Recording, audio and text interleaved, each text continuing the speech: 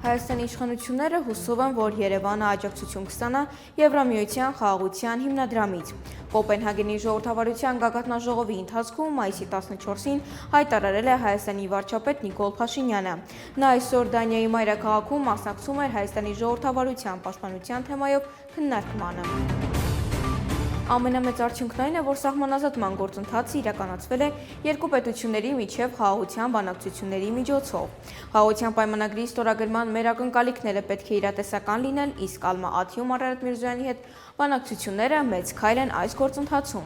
Այս մասին մայիսի 14-ին հայտարարել է Ադրբեջանի ԱԳ-նախարար Ջեյհուն Բայրամովը մեկնաբանելով Ալմա Աթիում խաղաղության օրակարգի շուրջ վերջին բանակցությունները։ Նա նշել է, որ խաղաղության պայմանագիրը պետք է հիմնված լինի միջազգային իրավունքի վրա, լինի համաձայնագիր, որը բացառիկ կետեր, որոնք ապագայում կարող են նպաստել ցանկացած վիճելի հարցի քննարկմանը։ Երևանը խնդրել է դուրս բերել ռուս խաղաղապահների ժամանակավոր օպերատիվ խմբերը։ Այս որոշումը ընդունված է։ Մայիսի 14-ին հաստատել է Ռուսաստանի անվտանգային դաշնային ծառայության ղեկավար Ալեքսանդր Բորտնիկովը։ Նա հավելել է, որ սահմանապահները կմնան Հայաստանի սահմանին Թուրքիայի ու Իրանի հետ, գրում է ՌԻԱ Նովոստին։ Առաջիկայում կփակենք Երևանի Զվարթնոց օդանավակայանի սահմանային անցակետը, հավելել է նա։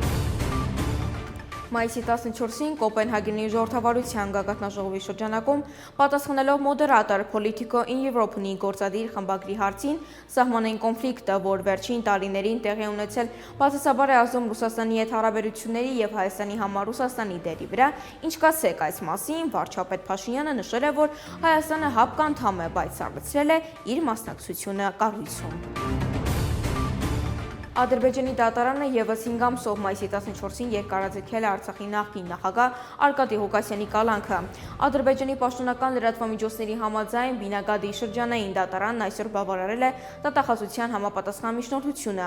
Ըստ ապագործակալության դատարանը միջնորդություն է ներկայացրել Բաքվի բանտերում պահվող ևս երկու արցախցի նախկին պաշտոնյաների կալանքի ժամկետները երկարաձգելու հարցով։ Անուններ, սակայն լրատվամիջոցը չի հայտնում։ Ղուկասյանն ու Արցախի ևս 7 նախկին պաշտոնյաներ ադրբեջանցի ուժայինների կողմից ձերբակալվել եւ Բաքու են տեղափոխվել սեպտեմբերյան ռազմական հարձակումից հետո Ադրբեջանում նրանց մեղադրում են մի շարք հանցագործություններում։